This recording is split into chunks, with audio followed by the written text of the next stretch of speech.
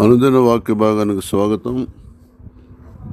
ఈరోజు 29వ కీర్తన నుంచి 11వ వచనం చదువుకొని ముందుకు సాగుదాం. యెహోవా తన ప్రజలకు బలమును అనుగ్రహించును. యెహోవా తన ప్రజలకు సమాధానము కలుగజేసి వారిని ఆశీర్వదించును. చిన్న ప్రార్థన. పరిశుద్ధాన మా తండ్రి, మీ మహాకనికను బట్టి కృపను బట్టి ఉపాసనకు వస్తున్నాం. యెహోవా తన ప్రజలకు సమాధానం కలుగజేసి వారిని ఆశీర్వదించనున్నావు. సమాధానం ఎక్కడి నుంచి వస్తుందనగా, నాన్న ముందు బలం పొందుకోవాలి. బలం పొందుకున్న తర్వాత మరి నాయన ఆ బలాన్ని బట్టి మా మీదకి శక్తి వస్తుంది. ఆ శక్తిని బట్టి మేము నిజంగా ఆశ్రయించబడే మార్గంలో, అనగా చిన్న చిత్తం నెరవేర్చే మార్గంలో నడుస్తాం. దాన్ని బట్టి మేము ఆశ్రయించబడతాం. ఈ సత్యాన్ని ఈరోజు వింటున్న నీ భక్తులందరికీ అర్థమైనట్లు బోధించి, నీ బలం పొందుకొని శక్తి పొందుకొని నిజంగా దేవుని బిడ్డలు అనబడే రీతిగా ఈ భూమి మీద జీవిస్తూ ఆశ్రయించబడుతుండగా మా ఆశీర్వాదాన్ని బట్టి మా బంధువులు, మా స్నేహితులు, మా సమీపస్తులు ఆకర్షించబడిన మళ్ళీ భాగ్యం దర్శమని యేసును ప్రార్థిస్తున్నాం. ఆమేన్. చూడండి, యెహోవా తన ప్రజలకు బలమును అనుగ్రహించును, యెహోవా తన ప్రజలకు సమాధానం కలిసి వారిని ఆశీర్వదించును అని రాయబడ్డది. తన ప్రజలు అనగా ఆయన 10 మందిలో అంగీకరించిన వారు, రక్షకుడని, దేవుడని, ప్రభు అని అంగీకరించిన వారు. ఇంకా అంత మాత్రమే కాకుండా ఆయన యందు భయభక్తులు కలిగి ఆయనకు మంచి పేరు, ఖ్యాతి తీసుకొచ్చేవారని అర్థం. అయితే వారు మాత్రమే ఆయన ప్రజలు. బాప్తిసం తీసుకున్న వారందరూ, క్రైస్తవ పేరు పెట్టుకున్న వారందరూ, ఆదివారం గుడికి వెళ్ళే వారందరూ, మరి సేవ చేసే వారందరూ, ఆరాధించే వారందరూ, పాటలు పాడే వారందరూ మరి ఆయన ప్రజలు అని మనం అనుకుంటే లోకమంతా పొరపాటే. క్రైస్తవులు కూడా వాళ్ళు తమను తామే మోసం చేసుకున్న మార్గం నడిచినట్టే. ఆయన ప్రజలంటే ఎవరంటే, ఆయన తండ్రిగా భావించి తండ్రి మీద ఆధారపడేవారు. ఆయన కుమారుడిగా భావించి కుమారుని యొక్క రక్షణ మీద ఆధారపడేవారు. పరిశుద్ధాత్మను అంగీకరించి పరిశుద్ధాత్మ మీద ఆధారపడి, పరిశుద్ధాత్మ మరి నియమించిన నిబంధనలో, ఆజ్ఞల్లో, కట్టల్లో, శాస్త్రంలో మాత్రమే కాదు, ఆయన నియమింపని సంధి చేసుకోకుండా ఆయన నియమింపిన సంధిలోనే, ఆయన చేత నియమింపిన సంధిలో నడిచేవారు ఆయన ప్రజలు.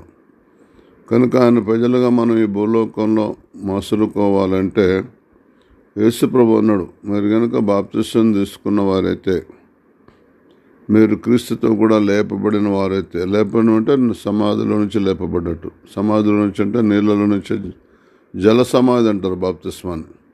లేపబడ్డారు. పైన వాటిని వెతకండి కానీ భూ సంబంధమైన వారు మనసు పెట్టుకొని కూడా అన్నాడు. పైన యేసు ప్రభు దేవుని కుడి పార్శ్వమున ఆసీనుడై ఇప్పుడు మనం చూస్తూ వినుచున్న పరిశుద్ధాత్మను కుమ్మరించున్నాడు అని లేఖనాలు స్పష్టంగా చెప్తున్నాయి. అపోస్తలుల కార్యం 2వ అధ్యాయం 33వ వచనంలో రాసి ఉంటుంది. చదువుదండి దయచేసి ఎవరైనా. అపోస్తలుల కార్యం 2వ అధ్యాయం 33వ వచనం. అపోస్తలుల కార్యం 2వ అధ్యాయం 33వ వచనం.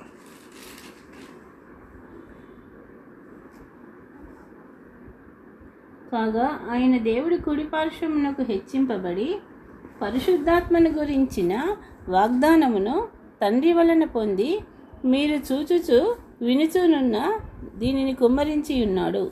చూసిన ఆయన తండ్రి కుడి పార్శ్వమునకు హెచ్చించబడి పరిశుద్ధాత్మను గురించిన వాగ్దానం తండ్రి వలన పొంది, మీరు చూచుచు వినుచున్న దేని కుమ్మరించాను ఆశను. అందుకనికే పైనున్న వాటి మీదనే కానీ భూ సంబంధమైన మనసు పెట్టుకొనకుడు, ఎలైనగా మీరు మృతి పొందితే మీ జీవం క్రీస్తుతో కూడా దేవుని దాచబడినది. మనం లోక సంబంధమైన జీవన విధానంలో మనం మృతి చెందిన వారంగా ఉండాలి.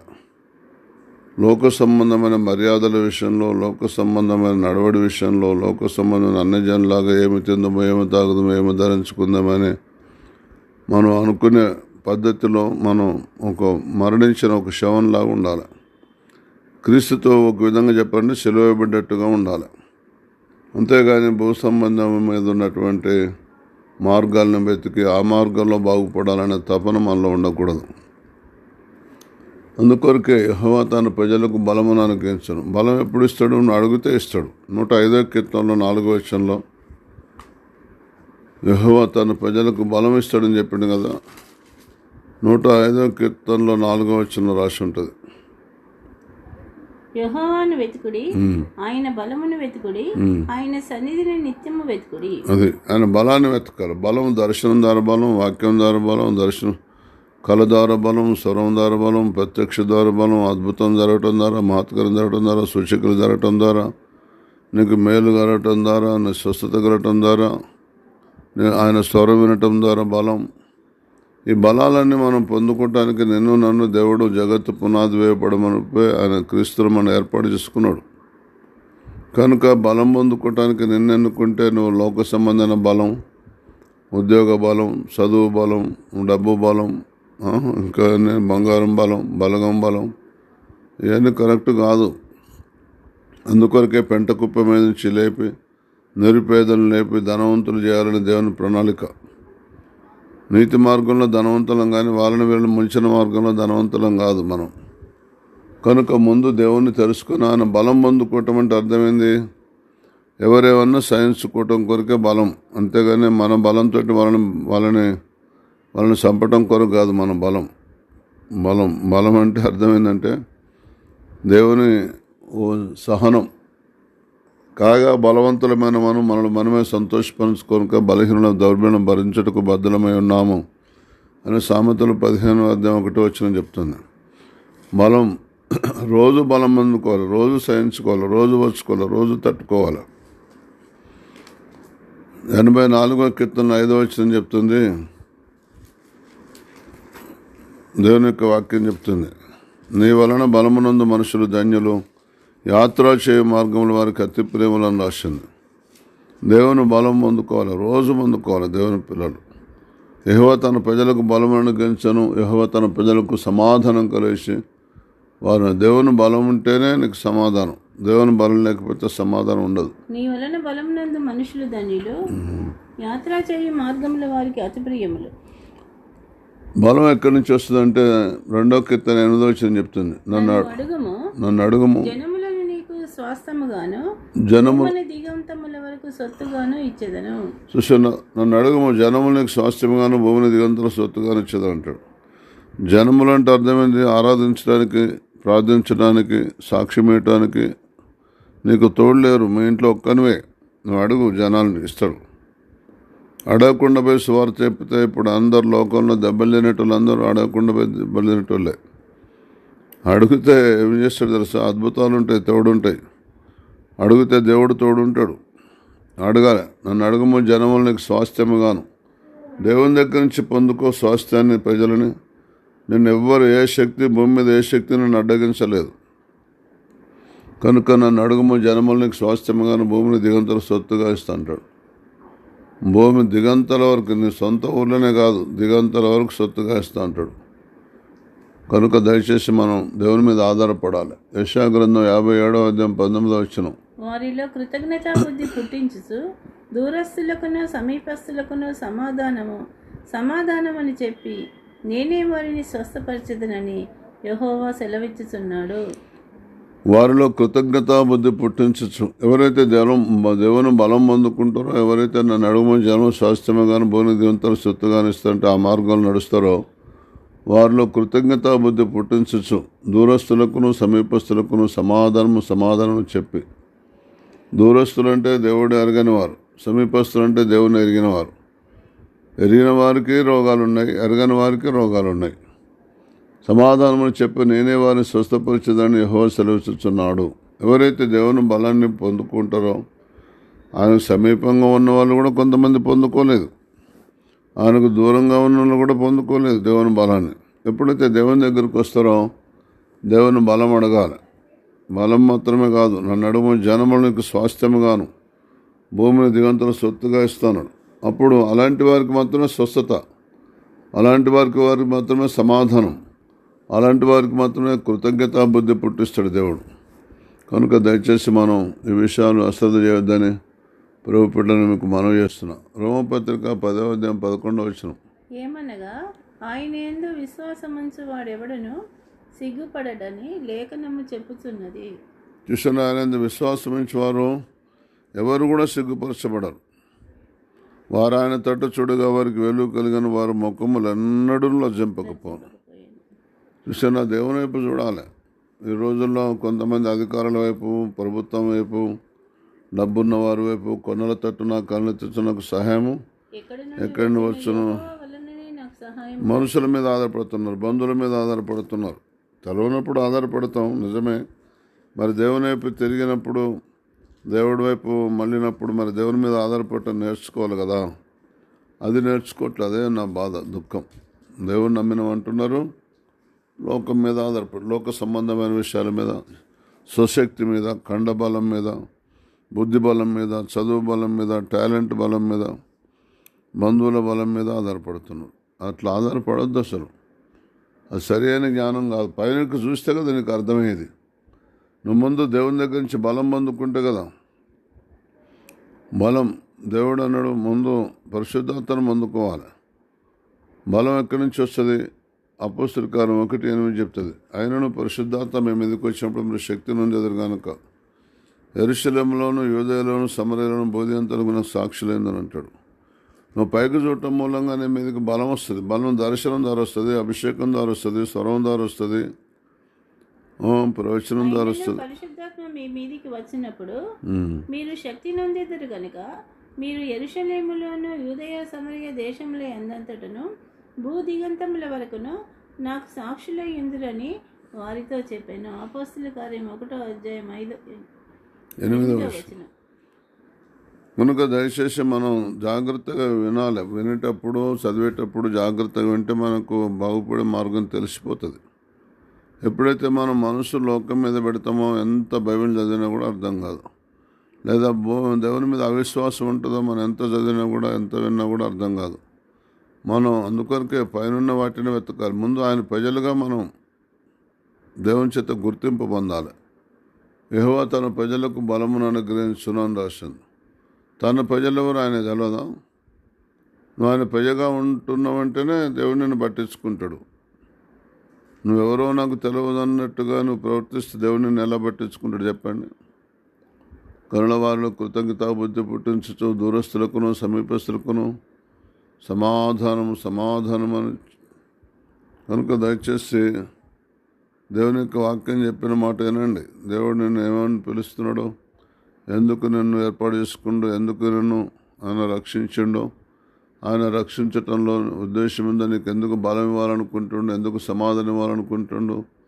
నీకు బలం వస్తే, సమాధానం వస్తే, నీకు స్వస్థత కలిగితే, నీవు సిగ్గుపడని పరిస్థితుల్లో ముందుకు సాగుతుంటే నిన్ను గమనిస్తున్నారు లోకమంతా. నువ్వు దేవుని నమ్మితే నీ బంధువులందరూ, నీ స్నేహితులందరూ, నీ ఇరుగు వారందరూ నిన్ను 1000 కళ్ళతో చూస్తుంది లోకం. నీకు బలం వచ్చిందా లేదా, సమాధానం వచ్చిందా లేదా, స్వస్థత వచ్చిందా లేదా కనిపెడుతున్నారు అందరూ. నీకేమైనా సిగ్గుపడే పరిస్థితులు వస్తున్నాయి అప్పుడప్పుడు, ఇవన్నీ కనిపెడుతున్నారు వాళ్ళందరూ. మరి నువ్వు ఎప్పుడైతే దేవుడు చెప్పిన మార్గంలో నన్ను అడుగుమో జనములకు స్వాస్థ్యముగాను, ప్రతి విశ్వాసి అనేక మంది విశ్వాసుని తయారు చేయాలి. ప్రతి సేవకుడు అనేక మంది సేవకులను తయారు చేయాలి. స్వస్థతలు పొందిన వారు స్వస్థత పొందిన వారు తయారు చేయాలి. రక్షణ పొందిన వారు రక్షణ పొందిన తయారు చేయాలి. అభిషేకం పొందిన వారు అభిషేకం పొందిన వారు తయారు చేయాలి. సేవకు పిలువబడ్డవారు సేవకు పిలుపున్న వారిని తయారు చేయాలి. ఆరాధించడానికి పిలువబడ్డవారు ఆరాధించడానికి ఏర్పాటు చేయబడ్డ వారిని తయారు చేయాలి. అడగాలి దేవుణ్ణి, నన్ను అడుగుమో జనములకు స్వాస్థ్యముగాను భూమిని దిగంతులు సొత్తుగా ఇస్తున్నాడు. కనుక అడగట్లేదు మీరే, అదే మీ దగ్గర ఉన్న పొరపాటు. దయచేసి ఇప్పటి నుంచి అలా ఉండొద్దు. అడిగి పొందుకొని మరి బలం పొందుకోండి, అడిగి పొందుకొని సమాధానం పొందుకోండి, అడిగి పొందుకొని స్వస్థత పొందుకోండి, అడిగి పొందుకొని సిగ్గుపడని పరిస్థితుల్లో తలెత్తుకునే రీతిగా ముందుకు సాగండి. ద్వితీయోపదేశకాండం 28:14 రాసి ఉంటుంది. నీవు నీ దేవుడైన యెహోవా మాట విని అని రాసి ఉంటుంది. ఆయన ఆజ్ఞలు, ఆయన కట్టడలు, ఆయన శాస్త్రాలు, ఆయన విధులు గైకొని ఎడల ఆయన నిన్ను తలగా నియమించగానే తోకగా నింపడు. నీవు నీ దేవుడైన యెహోవా మాట శ్రద్ధగా విని నీవు నీ దేవుడైన యెహోవా మాట శ్రద్ధగా విని నేడు నేను నీకు ఆజ్ఞాపించుచున్నా నేడు నేను నీకు ఆజ్ఞాపించుచున్న ఆయన ఆజ్ఞలన్నింటినీ అనుసరించి నడుచుకునేలా నీ దేవుడైన యెహోవా నీ దేవుడైన యెహోవా భూమి మీదనున్న భూమి మీద ఉన్న సమస్త జనుల కంటే హెచ్చించును. నిన్ను హెచ్చించను. నీవు నీ దేవుడైన యెహోవా మాట నీవు నీ దేవుడైన యెహోవా మాట వినిన ఎడల ఈ దీవెనలన్నీయు ఈ దేవుళ్ళని నీ మీదికి వచ్చి నీ మీదకి వచ్చి నీకు ప్రాప్తించును. నీకు ప్రాప్తించు. 14వ వచనం. అన్యుల దేవతలను అనుసరింపకయు అన్యుల దేవతలను అనుసరింపకు వాటిని పూజింపకుండా నీవు అనుసరించి నడుచుకునవలని నేడు నేను నీకు ఆజ్ఞాపించుచున్నా నీకు ఆజ్ఞాపించున్నా నీ దేవుడైన యెహోవా ఆజ్ఞలు విని వాటిని అనుసరించి గైకొనేడల యెహోవా నిన్ను తలగా నియమించును గాని తోకగా నియమింపడు. నువ్వు పైవాడవుగా ఉందువు గాని కింది వాడవుగా ఉండు. జాగ్రత్తగా వినండి, అశ్రద్ధ చేయకండి. ఆయన కృప నీ మీద నా మీద ఉన్నది. ఆయన దయాదాక్షణలు నీ మీద నా మీద ఉన్నాయి. ఆయన కనికరం నీ మీద నా మీద ఉన్నది. కనుక మనం సిగ్గుపడని పరిస్థితుల్లో ఉండాలి మన జీవితాలు. ఆయన యందు విశ్వాసం ఉంచువాడెవడను సిగ్గుపడడని లేఖనాలు చెప్తున్నాయి. మరి లేఖనాలు చెప్పేది అబద్ధమా? మరి విశ్వాసం ఉంచిన సిగ్గుపడే పరిస్థితి ఎందుకు వచ్చింది? నువ్వు పైనున్న వాటిని వెతకటం లేదు. దేవుని బలం లేదు నీ దగ్గర. అసలు అన్నిటికంటే ముఖ్యం దేవుని బలం ఏంటో నీకు అర్థం కావట్లేదు. అది అసలు సంగతి. 112వ కీర్తన 8వ వచనం చెప్తుంది, వాని మనస్సు స్థిరముగా ఉండును, తన శత్రువుల విషయమైన తన కోరిక నెరవేరు వరకు వాడు భయపడడు. చూసారా, ఇప్పుడు నీకు శత్రువు ఉండనుకో, అసలు నీ మనసు ఏమైనా స్థిరంగా ఉంటుందా?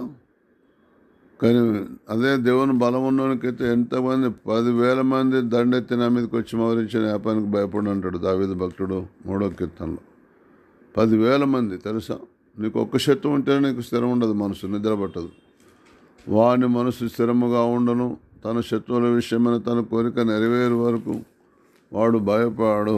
ఇప్పుడు బాగా జాగ్రత్త ఉండి, ఆఖరి దినాల్లోనూ పరిశుద్ధాత్మశకం పొందని ప్రతి క్రైస్తవునికి ఇప్పుడు భయమే, భీతే, కలవరమే.